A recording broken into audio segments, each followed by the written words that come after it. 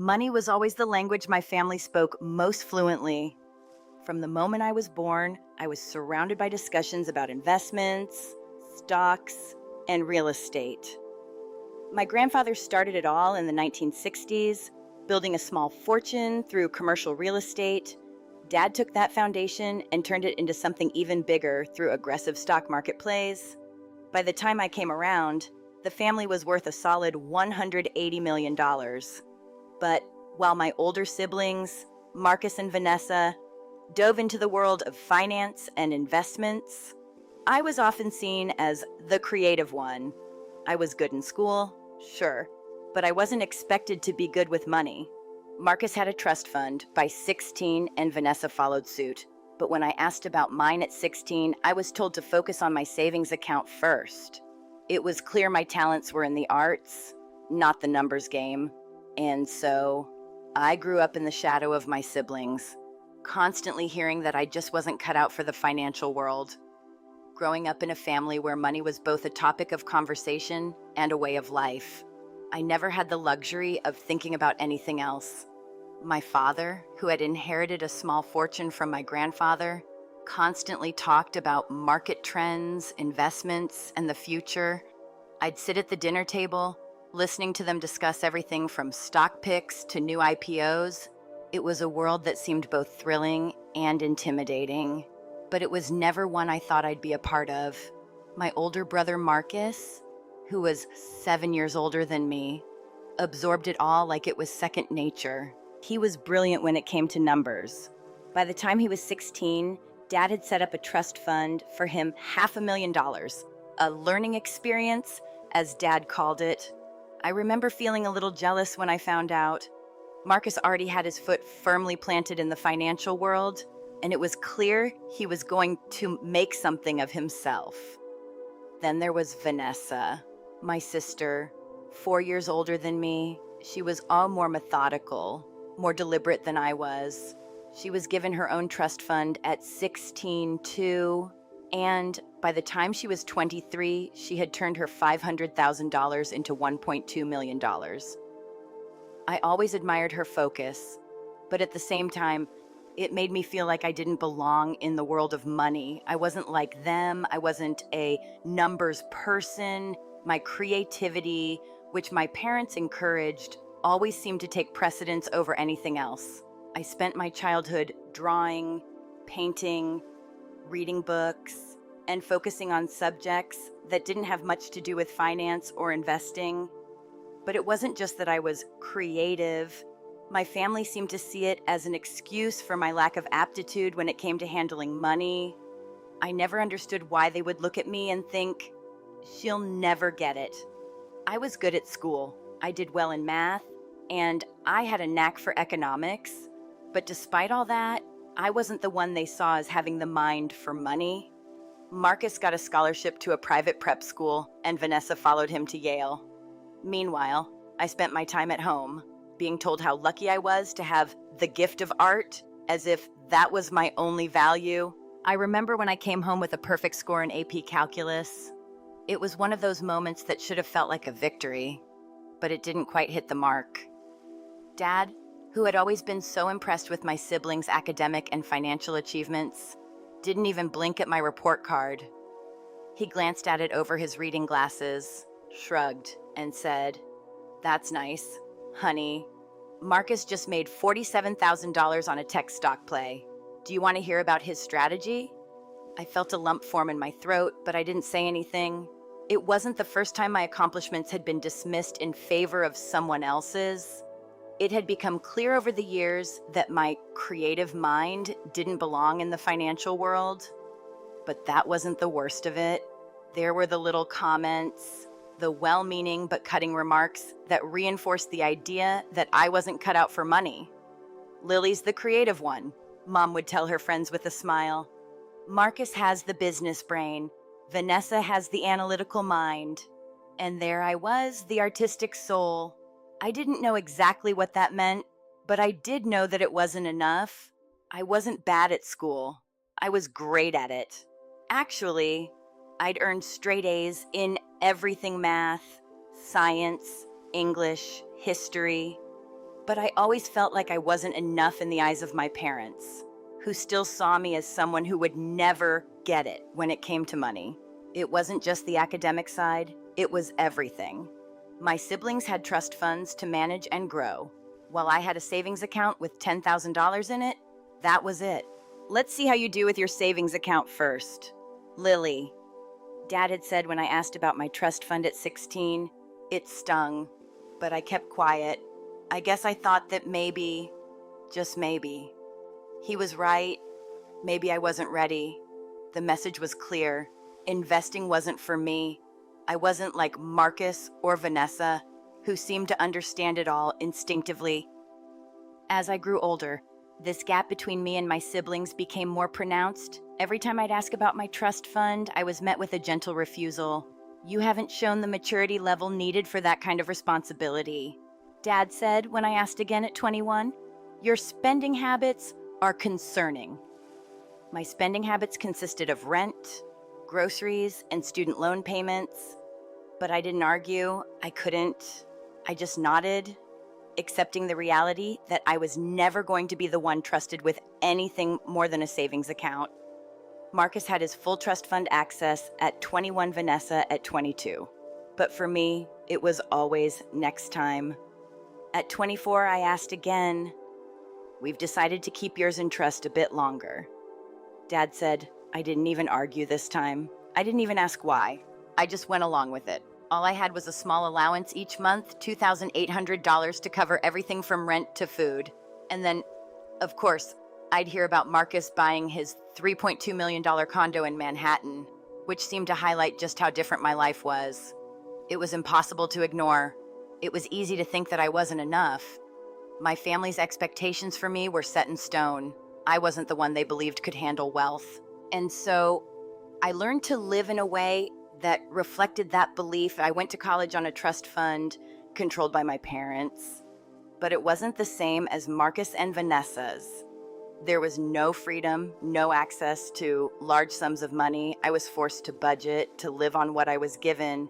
I learned to make the most of it, even when it felt like my siblings were living in a completely different world.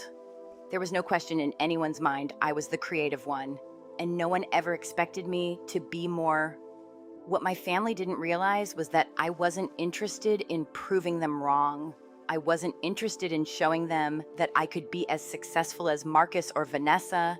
I just wanted to prove to myself that I had the skills, the mind, and the drive to make something of myself on my own terms.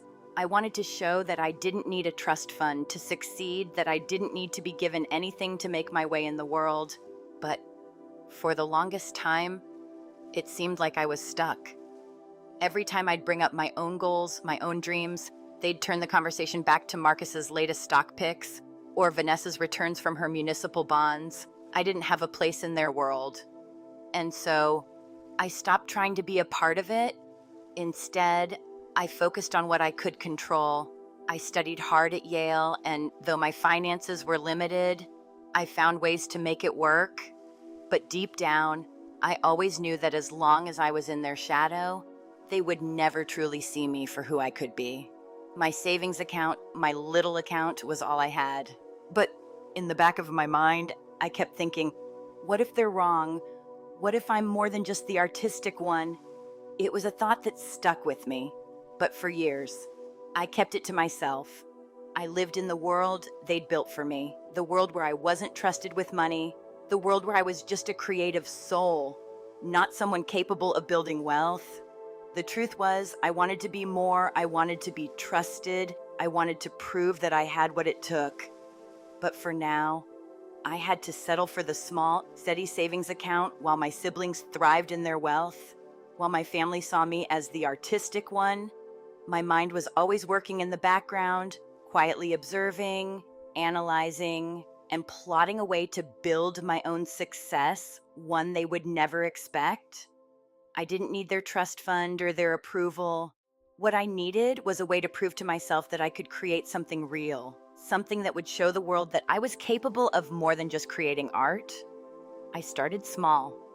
With the inheritance I received from my grandmother, it was a modest amount, just $75,000, but it was mine. I had no trust fund to rely on, no lavish monthly allowance like Marcus and Vanessa. All I had was that money, a keen sense of strategy, and a stubborn desire to prove that I could succeed on my own terms. I remember when I first started investing, I was 22 and the financial world seemed so foreign to me, at least. That's what my family would have thought, but I had a plan. I wasn't going to play it safe, and I certainly wasn't going to follow the same methods that Marcus or Vanessa had. I wasn't going to let my portfolio sit passively in municipal bonds and blue chip stocks. That wasn't my style. I dove into emerging technologies, biotech, and strategic options trading. These weren't the kinds of investments my family would ever have considered. They were too risky, too volatile. But I didn't mind the risk. I thrived on it. I could see patterns in the market that others didn't. I could spot companies on the verge of explosive growth long before the rest of the world caught on. My first few moves were calculated, even though they seemed reckless to anyone who wasn't watching closely. I got in early with some small tech stocks that were just beginning to show potential companies that weren't on anyone's radar yet, but had the kind of innovation and leadership that would lead them to big things. I had a feeling about them, and I acted on it. I turned that $75,000 into $500,000 in less than a year. I didn't tell anyone. My family wouldn't have understood, let alone celebrated it. But I was proud. I wasn't just surviving on my small salary at JP Morgan. I was building something. I wasn't just making ends meet, I was making real progress. The next few years were a blur of investments, some successful and some not, but I kept going. I learned quickly from my mistakes and doubled down on the strategies that worked. By the time I hit 28, I had managed to grow my personal portfolio to a staggering $8 million. The bulk of it was from aggressive plays in biotech, tech, and strategic options. I had an eye for emerging markets and cutting-edge technologies. I wasn't just playing the game, I was changing the rules. I kept it all under wraps, of course. My family still had no idea what I was doing. They thought I was just another cog in the corporate machine, working my way up at JP Morgan. Every time they asked me about my work, I gave the same answers. Good, still doing basic analyst stuff for now. They didn't know that I had moved well beyond that. By the time I was 28, I had been promoted to vice president, running a portfolio management team that oversaw $4.7 billion in assets for high net worth clients. I wasn't just an analyst anymore. I was managing multi-million-dollar portfolios, making decisions that could impact entire sectors. My salary was $0.8 million annually, and performance bonuses added another $3 to $4 million to that, but that wasn't the full story. The real success came from the money I had been quietly growing for myself. It wasn't about the salary. It was about the wealth I had created behind the scenes. I kept my life as simple as possible, modest apartment in Brooklyn, a car that was 7 years old, clothes from J. Crew. I didn't need anything more. To my family, I was still just the creative one, someone who was barely making ends meet on her JP Morgan salary. I didn't correct them. It didn't matter. They never asked about my portfolio, never asked about my success. They were too caught up in their own financial worlds to notice mine. They were so wrapped up in their own trust funds and stock picks that they didn't even see what I was doing. And that suited me just fine. I didn't want to share my success with them. Not yet. It wasn't about proving anything to them at first. It was about proving to myself that I could succeed without their help. I wasn't interested in competing with Marcus or Vanessa anymore. I was building my empire quietly, strategically, on my own. But over the years, things started to change. My family's investments weren't doing as well as they used to. Dad's aggressive stock picks were starting to backfire. Marcus and Vanessa's portfolios weren't growing the way they had in the past. The market was shifting, and they didn't know how to adapt. They had always relied on their own expertise, but now they were facing a reality where their strategies weren't working. And that's when I saw an opportunity not just to protect my own wealth, but to show them what I had built. In early 2021, everything changed. The market took a huge hit, 18% drop in just 6 weeks. It was a bloodbath. But for me, it was just another day in the market. I had always been prepared for downturns. I had a strategy for risk management, and it worked. My portfolios dropped by only 6%, and when the market recovered, I captured 94% of the upside. Meanwhile, my family was reeling from the losses they had sustained. They had been relying on highly leveraged positions in individual stocks, and when the market turned, their portfolios were hit hard. They lost $67 million collectively. Nearly 40% of their wealth was wiped out, and that's when they called me. Dad called an emergency family meeting. I flew home to Greenwich, Connecticut, where I hadn't been in years. I was sitting in the same dining room where I had been dismissed so many times as the creative one. Now things were different. Now they needed me.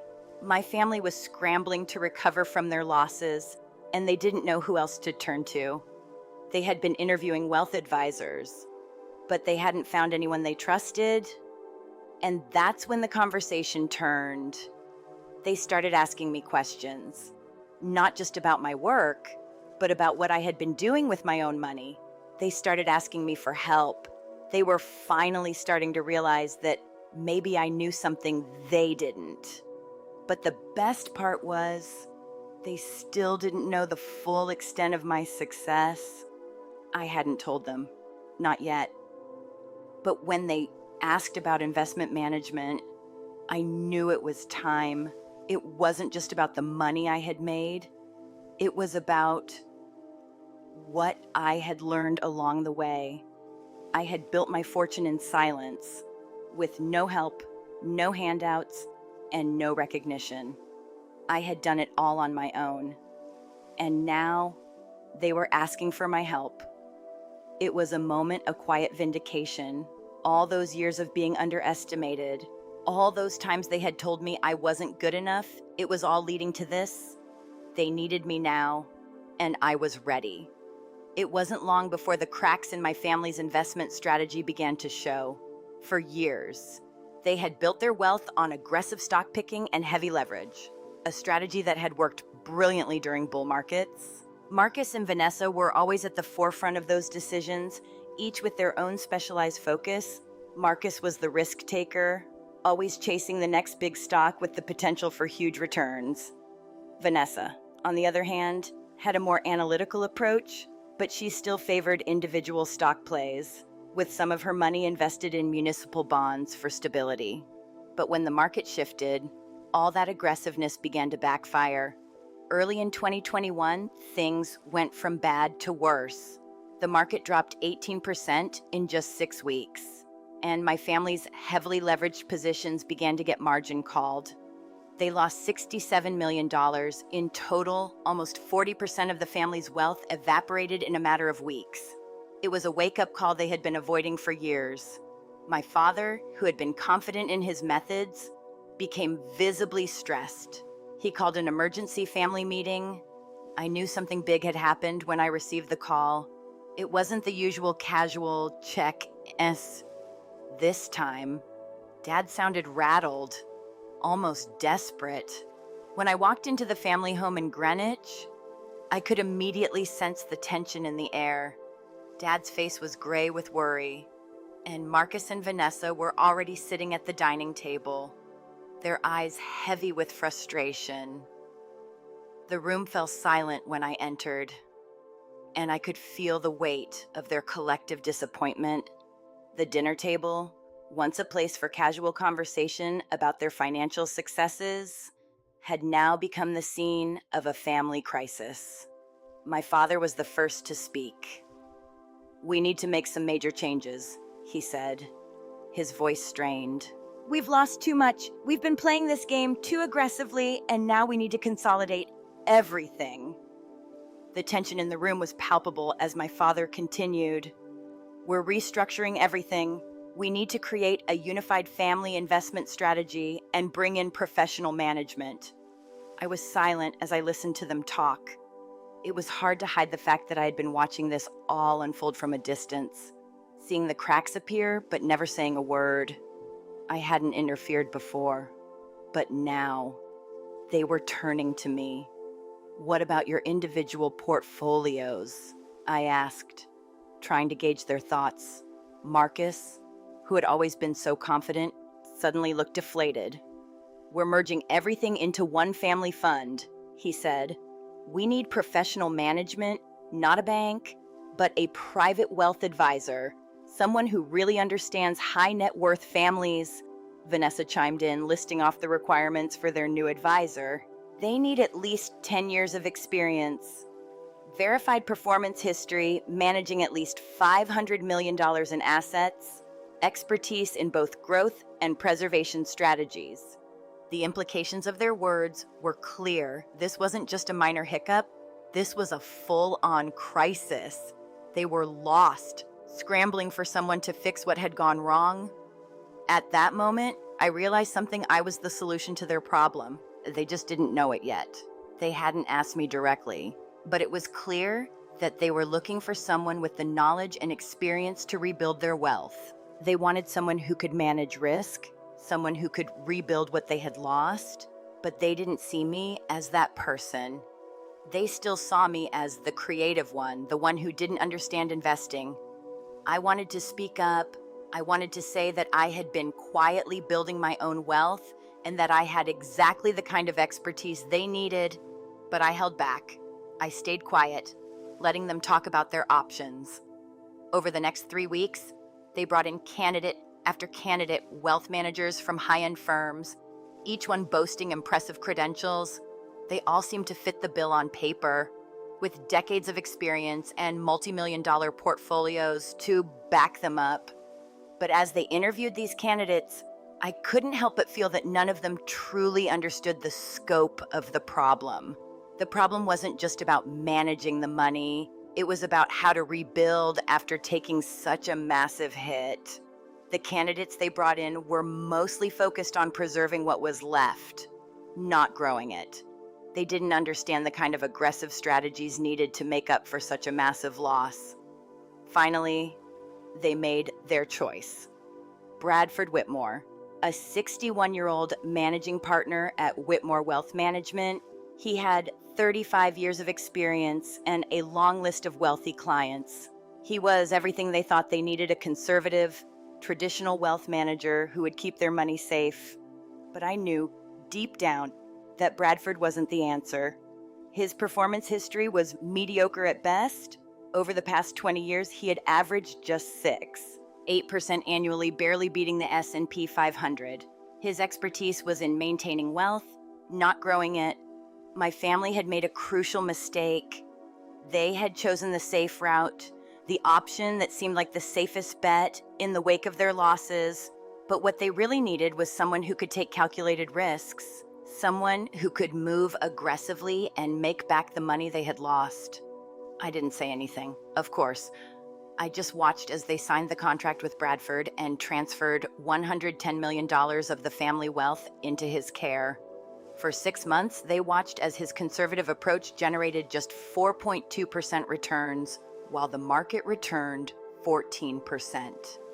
I could see it in their faces. They were frustrated. They had expected more, but they had settled for the easy choice. By Thanksgiving that year, the frustration had reached its peak. My father was visibly upset, his usual calm demeanor gone. "Bradford's too conservative," he said, shaking his head. "We're not making back what we lost." Marcus, never one to hold back, spoke up. "We need someone more aggressive, someone who can make up the difference." But then came the inevitable: "But everyone aggressive wants to charge 2% management fees plus 20% performance fees. It's highway robbery," Vanessa said, as if she was trying to calm the storm. It was at that moment that I finally decided to speak up. Not in the way they expected, though. I wasn't just going to point out their mistakes. I was going to offer a solution they never saw coming. "I know someone very good," I said almost casually. Almost. "They have a great track record, aggressive but calculated strategies. and their fees are reasonable. My family turned their attention to me, clearly intrigued but also skeptical. How selective are they? Dad asked. His interest piqued. Very selective, I replied. Minimum investment is usually $50 million. They only take clients they believe they can really help. It was then that I made my move. Could you make an introduction? Dad asked. I nodded. I wasn't going to tell them that the advisor I was talking about was me. Not yet. I knew that would come later. But for now, I was offering them a lifeline, a way out of their crisis. They just didn't know who was throwing them the rope. The ball was in my court now. The day finally came when I had to reveal everything to my family. It wasn't something I had planned to do in front of them, but the situation had reached a breaking point. The Thanksgiving dinner had ended, and the conversation shifted from market losses to solutions. They had already asked me about potential advisors, and I had given them a lead only. It wasn't a lead at all. It was me. I wasn't ready for it, but it was time. I could feel my pulse quicken as I prepared for what would come next. I knew that revealing the truth about my financial success meant tearing down years of misconceptions, years of being seen as the creative one, the one who couldn't handle money. They'd always thought of me as an artist, a free spirit with no head for numbers. Now, I was about to show them just how wrong they were. As I sat there in the dining room, surrounded by the people who had underestimated me for my entire life, I took a deep breath and pulled out a folder from my briefcase. It was a sleek, professional presentation, one I'd prepared for this very moment. I slid it across the table slowly, letting them all take a look at the cover page. LMC Capital Management Investment Strategies. Performance report. They stared at it, confused. I let the silence stretch for a moment before I spoke. This is my firm, I said simply. The room was still. No one said a word. They looked at the folder, at each other, and then back at me. You have a firm? Dad asked, his voice thick with disbelief. I nodded. I've been managing investments for the past 8 years. LMC Capital is a private wealth management firm. I run it. The shock in their faces was palpable. Marcus opened the folder hesitantly, his fingers trembling as he flipped through the pages. The performance report, which I had meticulously prepared, was detailed and precise. It showed the returns of my portfolio over the year's 22% average annual returns over the past 8 years. Verified by external auditors, backed by solid documentation. It was everything they hadn't expected from me. The numbers hit them like a ton of bricks. Wait, Marcus said, his voice tinged with skepticism. This is real. You're telling me you've been managing this kind of money on your own? I watched as he flipped through more pages, his disbelief giving way to astonishment. Yes, I said, my voice steady now. I manage $680 million in assets for 17 clients. That's not counting my own personal portfolio, which, as of yesterday's close, was worth $94 million. There was a long pause. My father looked pale, his mouth slightly agape as he processed the information. He turned to look at my mother, who sat beside him, equally stunned. I had no idea, Dad stammered. It was a moment of revelation, one I had known was coming but had been dreading. All those years of being dismissed, all those comments about my creative mind, all the times I had been told I couldn't be trusted with money, it had all led to this moment. I wasn't just capable, I had outgrown the financial world they had built for themselves. I had built something on my own, something they never could have imagined. But the real shock came when I told them how much I had made. My compensation from JP Morgan last year was $6.8 million, I added, watching their reactions carefully. And LMC Capital generated $18 million in management fees and performance bonuses. The silence that followed was deafening. They sat there, stunned, unable to process what I had just said. I could see Marcus, always the confident one, struggling to hide his frustration. He opened his mouth to speak but hesitated, unsure of what to say. My mother, on the other hand, just shook her head in disbelief. "You've been living in Brooklyn," she said, trailing off. "I don't need much," I replied simply. "My car is 7 years old, my apartment's modest. I don't need anything more." It was true. I had kept my lifestyle simple, almost minimalist. I didn't need flashy things to validate my success. I had done it for myself, not for anyone else. But the real turning point came when I told them about my approach to investing, how I had built my success from the ground up. "I specialize in aggressive but calculated strategies," I explained. "I focus on finding opportunities that others miss. I don't take unnecessary risks, but I don't shy away from a good opportunity either. That's how I've built this firm. That's how I built my wealth." As I spoke, I saw the shift in their eyes. The skepticism was starting to melt away, replaced by a grudging respect. It wasn't just about the money anymore. It was about the recognition that I had succeeded in ways they had never thought possible. It was about proving that I could be the financial expert they had always assumed I couldn't be. But the moment of truth came when my father, who had been so dismissive of me all these years, finally spoke. "We were wrong about you," he said quietly. It wasn't a grand declaration, but it was enough. The weight of those words hung in the air, and for the first time in my life, I felt like I had earned their respect, not just as their daughter, but as a financial expert in my own right. The shock in their faces slowly turned to admiration, though they still didn't know quite what to say. Marcus, who had always seen himself as the alpha of the family, finally broke the silence. "I didn't know," he admitted, his voice a little softer than usual. "I had no idea you were doing this." "None of us did," Vanessa added quietly. Her tone wasn't condescending anymore, it was genuine. "Lily, this is incredible." I nodded, but I didn't gloat. I wasn't interested in rubbing it in. I had spent my entire life proving to myself that I could succeed without their validation. Now that they knew the truth, I didn't need to prove anything more. But for the first time, I felt like I could stand in that room and know that they saw me for who I really was, someone who had built something real from the ground up without ever asking for their approval. The shift in the family dynamic was subtle but undeniable. They were no longer looking at me as the creative one who couldn't handle money. They were looking at me as someone who had proven herself not just in business, but in life. After that moment, things shifted in subtle but unmistakable ways. The respect that had been missing for so long was now present.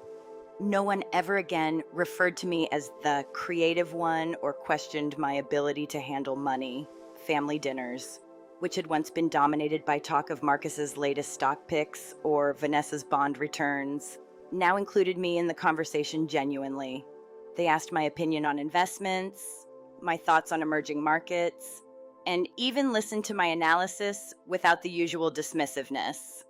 But the real change came when my father asked me to take on a more significant role in the family's financial future. "We want you to manage the full family office," he said one evening. "Not just investments, but estate planning, taxes, everything." For the first time, the family was handing over control that had once been denied to me. It was an acknowledgement that I was the one who understood how to grow and protect their wealth. I didn't rub it in. I didn't have to.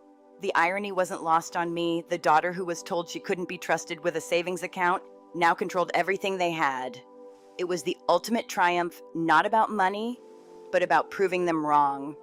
It wasn't about revenge. It was about the satisfaction of having earned their respect on my own terms. The girl who was never given a chance had built something they couldn't deny.